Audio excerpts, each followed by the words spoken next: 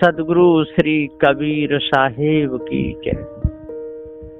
बंदी छोर सदगुरु श्री कबीर साहब जी, मेरे हृदय मंदिर के आराध्य परम पूज्य सदगुरु श्री महान साहब जी, पूजा की योग सभी संत समाज, मैं चरण कमलों में सिर झुका के 3 बार बंदी करता हूँ।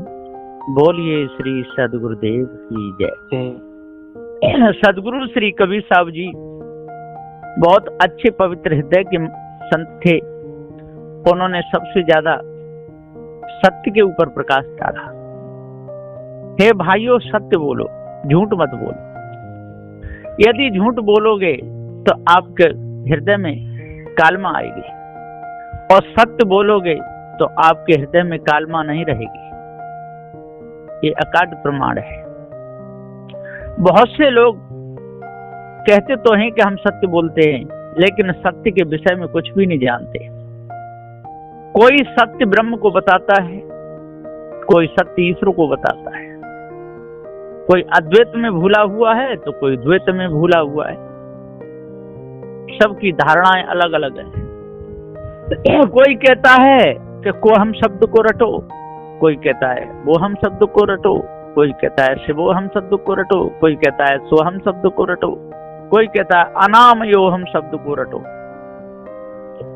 इन्हीं शब्दों में सारा संसार भूला हुआ है। कोई भी सत्य को नहीं जानता। कहते सब हैं कि हम सत्य को जानते हैं, लेकिन सत्य के विषय में पता ही नहीं। सत्य 2 ही पदार्थ हैं, जड़ और चेतन। जड़ में ज्ञान है नहीं, चेतन में ज्ञान है। तो परम सत्य ये चेतन जीव ही है।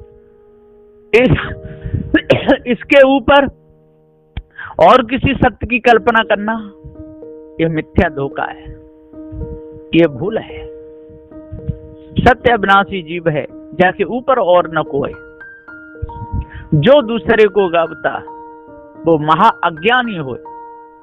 वो जीव के ऊपर और किसी ईश्वर परमात्मा के गुण गाता है तो समझ लो कि वो अज्ञानी है। इसलिए अपने स्वरूप को जिसने जान लिया, अपने आप को जिसने जान लिया, समझ लो कि उसे सत्य का बोध हो गया। वो कभी भी किसी के साथ में छल कपट राग द्वेष नहीं करेगा। वो कभी भी असत्य के पीछे नहीं पड़ेगा। किसी से लड़ना झगड़ना, किसी का अपमान वो कभी जीवन में नहीं करेगा। गीता में लिखा है, कृष्ण भी बहुत बड़े ज्ञानी थे ऐसा लोग कहते हैं। तो गीता में लिखा है कि मैं किसी के भाग्य को नहीं बनाता हूं, हर कोई अपना भाग्य खुद बनाता है। तुम आज जो कर रहे हो उसका फल तुम्हें कल प्राप्त होगा, और आज जो तुम्हारा भाग्य है वह तुम्हारे पहले के किए हुए कर्मों का फल है। सज्जनों, श्री कृष्ण को जब प्रारब्ध का पूरा ज्ञान था तो महाभारत के काल में इतना खून खराबा क्यों कराया? यह तो उनका केवल वाचक ज्ञान था, यथार्थ नहीं। अर्जुन से बार बार कृष्ण कहते थे कि हे अर्जुन, तू चिंता मत करे, जो भी कर रहा हूं मैं कर रहा हूं, तू तो मेरी आज्ञा का पालन कर। ऐसे वचन उनके अज्ञान भरे थे। जो करेगा उसी को उस कर्म का फल मिलता है। दूसरे के कर्म के फल को दूसरा नहीं ले सकता। यह अकाट प्रमाण है। इन वचनों से पता चलता है कि कृष्ण को कोई चिंता नहीं थी, कोई मरे या बचे, उन्हें तो अपना नाम चाहिए था। यह कृष्ण के भाव की पकड़ है। अब विचार करो सज्जनों, जब इतना ज्ञान था तुमसे क्यों कहते थे तू चिंता मत करे, ये तो मरे ही हुए हैं, तू तो मार, मेरी आज्ञा का पालन कर, तेरे को कर्म का नहीं मिलेगा। ऐसा ये वचन तो सारे अज्ञानता भरे हैं। सोहम शब्द का अर्थ लोग लगाते हैं, कहते हैं कि जो तू है वही मैं हूं। ऐसा कैसे होगा कि जो तू है वही मैं हूं? ये तो बहुत बड़ी भूल है, छोटी मोटी नहीं। अरे तू चोर है तो क्या मैं चोर हूँ? तू व्यभिचारी है तो क्या मैं व्यभिचारी हूँ? तू हिंसकी है तो क्या मैं हिंसकी हूँ? तू दूसरे के गले काटता है, क्या मैं दूसरे गले काटता हूँ? जो तू है वही मैं कैसे हो जाऊं? है तू अलग है, मैं अलग हूँ। अरे तू अपने ऊपर ब्रह्म माना और फिर का वो ब्रह्म मैं ही हूँ, ये भूल है। अपने ऊपर ईश्वर माना फिर का वो ईश्वर मैं ही हूँ, ये भूल है। अपने ऊपर परमात्मा मान लिया कहे कि ये परमात्मा मैं ही हूँ, ये भूल है, ये भूल है। हाँ, निर्णय से ऐसा हो सकता है जो तू है वो मैं हूँ, ये पारक सिद्धांत का निर्णय है। तू भी चेतन जीव है, मैं भी चेतन जीव हूं, लेकिन जो तू है वो ही मैं हूं, ऐसा नहीं। तू अलग है और मैं अलग हूं। मैं अपने कर्मों का फल भोगूंगा, तू अपने कर्मों का फल भोगेगा। जो तू है वो मैं नहीं हूं। जो तू है मैं हूं, तो तेरे कर्मों का फल मैं भोगूंगा और मेरे कर्मों का फल तू भी भोग सकता है। सबके कर्मों का फल सब भोग सकते हैं, लेकिन ऐसा नहीं होता है। तो सद्गुरुदेव जी कहते हैं जब तक सत्य का ज्ञान नहीं होगा तब तक लोगों के अंदर यही भ्रम बना रहेगा कि जो तू है वही मैं। ऐसा नहीं, एक नहीं, अलग अलग है। जो तू है वो मैं नहीं, है ना। एक नहीं हो सकते, सारे जीव एक नहीं हो सकते, एक जैसे अलग अलग है। तू भी है और मैं भी हूं, ये बात सही है। तू भी सत्य है और मैं भी सत्य हूं, लेकिन मैं अपने कर्मों का फल भोगूंगा, तू अपने कर्मों का फल भोगेगा। समझ लो, उसको पार ज्ञान है, उसे जानकारी है, सत्य के विषय में उसको पूरी जानकारी है। वो कभी भी अपने ऊपर किसी ईश ब्रह्म आत्म परमात्मा को नहीं मानेगा, क्योंकि उसको पता चल गया है कि जीव के ऊपर कोई भी जीव, कोई परमात्मा, कोई ब्रह्म आत्मा नहीं। विचार, जो मनुष्य विचार नहीं करता है, कुछ भी करने लगता है, समझ लो कि वो विचारों से बहुत गिरा हुआ है। उसे विचार कोई पता ही नहीं पड़ता है कि विचार किसे कहते हैं, विचार कर ही नहीं पाएगा। कहने को कहता रहेगा, विचार करो दूसरे से कहेगा, बिना विचारे मत करो ऐसा भी कहेगा, लेकिन समय पर वो विचार करेगा ही नहीं। दूसरे की हानि हो या लाभ हो, दूसरों को दुख हो या सुख हो, उससे कोई लेना देना नहीं, लेकिन वो विचार नहीं करेगा। क्योंकि जितने भी वचन कहे सारे संसार में, ये बिना विचार गए। जितनी पत्थर पूजा चली, ये बिना विचार के चली। नदी नालों की पूजा चली, बिना विचार के चली। सूर्य पर लोटा चढ़ाना चालू कर दिया बिना विचार के, चंद्र पर लोटा चढ़ाना किया बिना विचार के। ये नंग धर्म ढूंढने लगे बिना विचार के। कहीं का नियम नहीं है कोई भी नंग धर्म ढूंढे। हाँ, पागलों को छूट है, पागल को छोड़ करके सबके लिए छूट नहीं है। इसलिए सदगुरुदेव जी पुकार के समझाते हुए कहते हैं कि भाइयों, अपने आप को जानो, विचार करो, हर समय विचार करो। भोजन पाओ तो विचार करो, पानी पाओ पियो तो विचार करो, वचन कहो तो विचार करो, है ना। किसी को कुछ हाथ ना पहुंचे, अरे विचार करो। विचार से यदि करोगे तो समझ लो कि आपके द्वारा कोई दुखी नहीं होगा, और बिना विचार के करोगे तो स्वयं दुखी होते रहोगे, दूसरे भी दुखी होते रहेंगे। इसलिए कोई काम किया जाए विचार के, हर समय विचार के, है ना। विचार के यदि काम किया जाता तो महाभारत जैसे युद्ध नहीं होता। विचार के यदि काम किया जाता तो इतना ये राम रावण की जो लड़ाई हुई, खून खराब बताया, इतना होता ही नहीं, कुछ भी नहीं होता। ये लोग बिना विचार के ही सारे काम करते थे। और सदगुरु श्री कबीर साहब जी का जो निर्णय है वो विचार के ऊपर है। तो सदगुरु सत्य विचारशील, और जो शील का जो पालन करता है, जो नम्रता कोमलता रखता है, जो धीरता वीरता गंभीरता रखता है, जो ब्रह्मचर्य व्रत करता है ना, उसका साहस बिल्कुल पक्का, शीतल, शांत, नरम होता है। वो किसी को क्यों मारेगा, क्यों काटेगा? वो तो ज्ञान बोध विचार से काम लेगा। महाभारत में जो भीष्म पितामह थे, उनको कहते हैं अखंड बाल ब्रह्मचारी थे, और जो करते थे वो कर देते थे, है ना। उनके मारे सारे के सारे दहला जाते थे और रण छोड़ छोड़ करके भाग जाते थे। योद्धा कृष्ण के भी छक्के छूट गए, ऐसी बात कर। जब वो इतने विचारमान थे, वो सब कुछ जानते थे और कृष्ण भी जानते थे, तो मिलकर के समझौता क्यों नहीं किया? सब मिलके एक मीटिंग करते और करके सब एकता हो जाता, काम सही चलता। लेकिन ऐसा उन्होंने नहीं किया, इसलिए उन्होंने कोई लाभ नहीं उठाया। जब ब्रह्मचारी जो व्रत किया उन्होंने, उसका लाभ नहीं उठाया।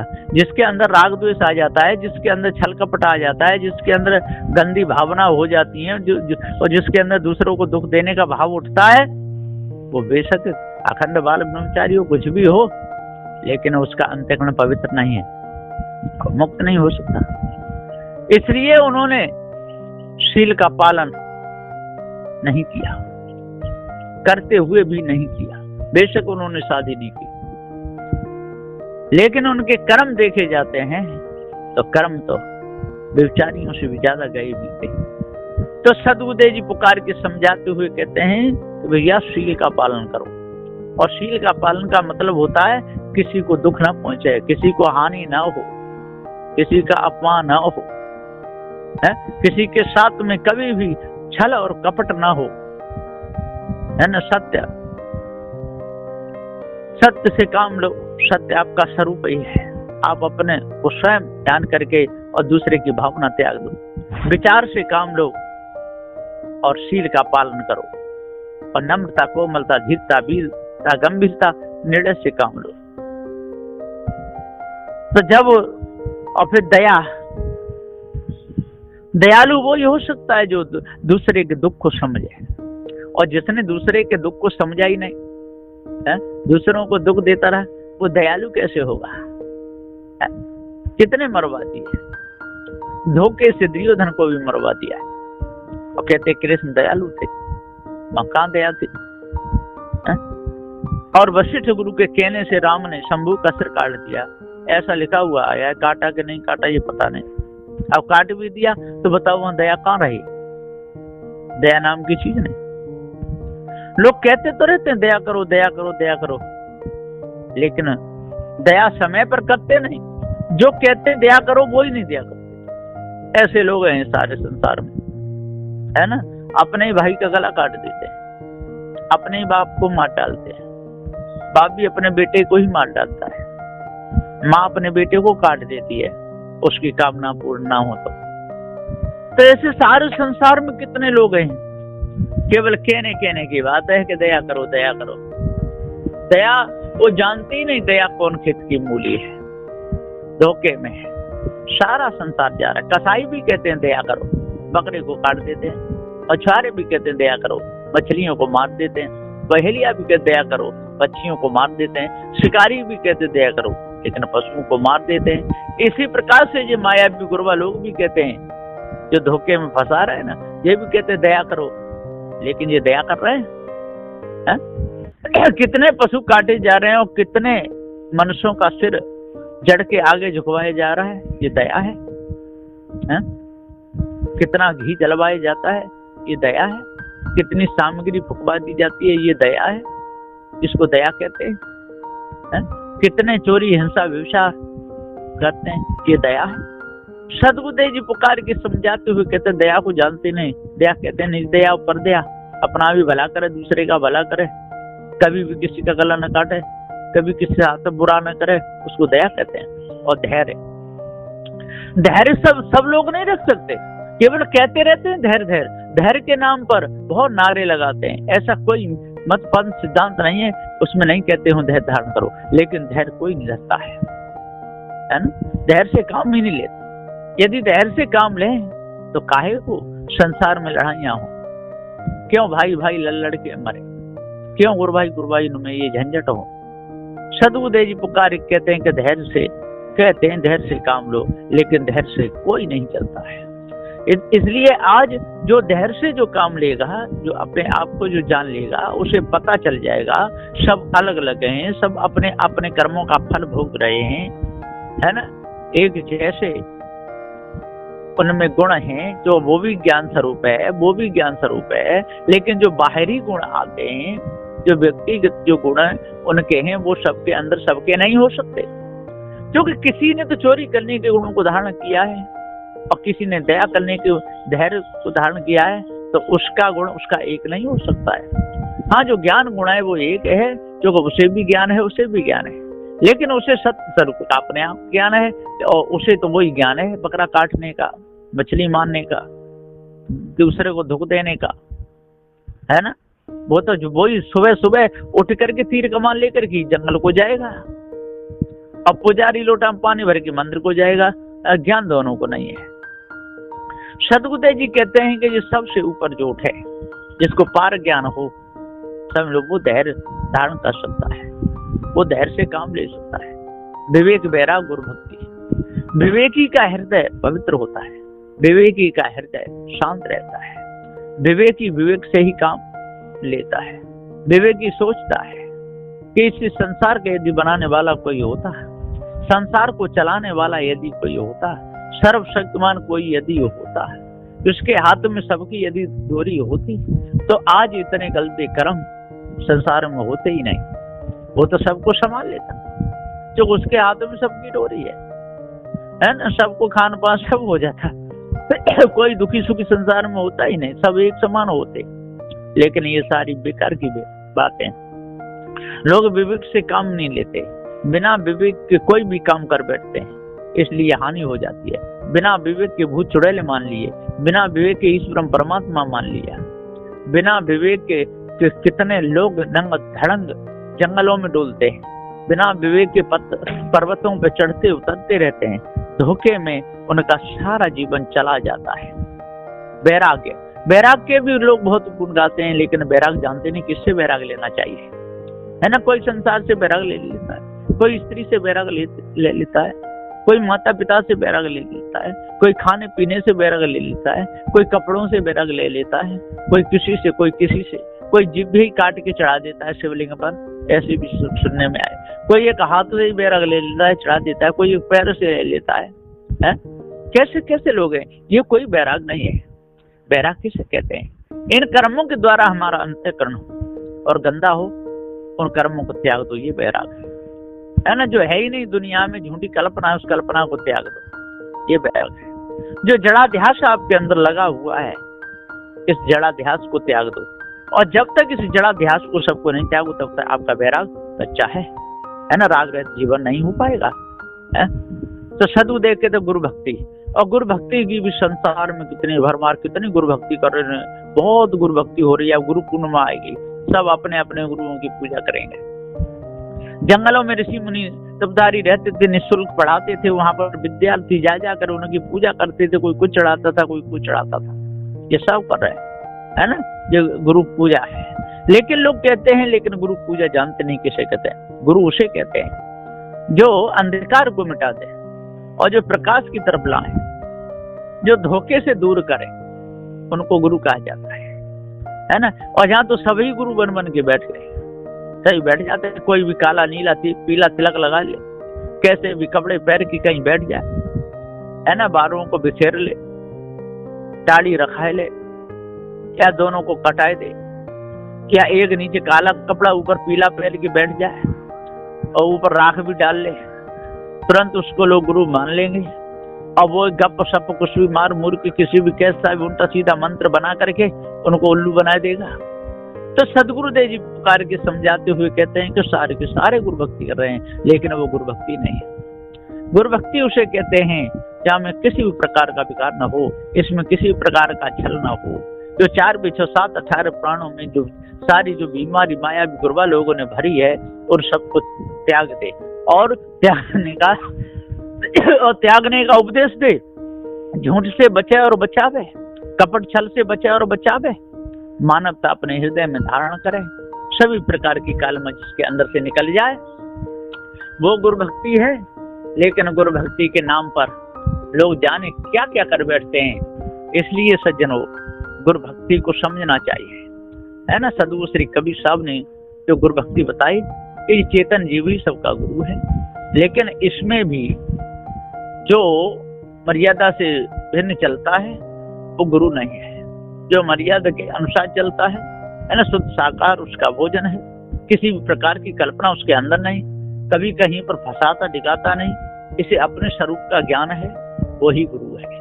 और जिसको अपने स्वरूप का ज्ञान नहीं, वो तो अपना स्वरूप किसी ब्रह्म को बताता है, वो तो अपना स्वरूप ईश्वर को बताता है। ईश्वर हमारा स्वरूप है, ब्रह्म हमारा स्वरूप है, आत्मा हमारा स्वरूप है।